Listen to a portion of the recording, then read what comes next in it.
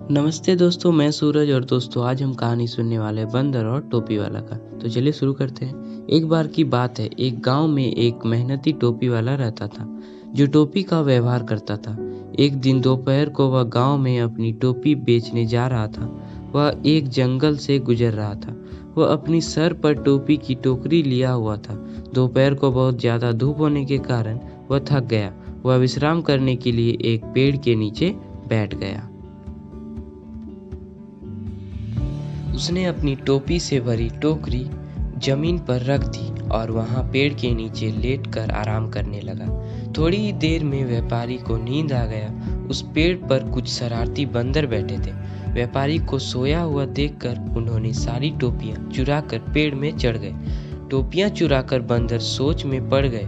तभी उन्होंने देखा व्यापारी ने टोपी अपने सर पर पहनी हुई थी। व्यापारी को नकल करते हुए उन्होंने भी टोपी पहन ली।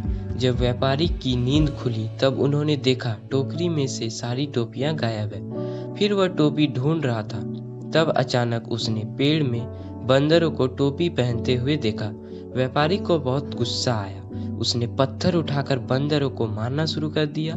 उसकी नकल करते हुए बंदर ने भी पेड़ से फल तोड़कर उसे मारने लगा। व्यापारी अभी समझ गया था कि बंदर उसकी नकल कर रहा है। फिर उसके मन में एक विचार आया। उसने तुरंत अपने सर से टोपी निकाली और जमीन में फेंक दी। फिर बंदरों ने भी उसकी नकल करते हुए अपनी टोपी निकालकर जमीन में फेंक दी। व्यापारी ने सारी टोपियां इकट्ठे करके टोकरी में डाल दी और हंसते हंसते वह अपने गांव की ओर चला गया। इसी के साथ कहानी समाप्त होता है।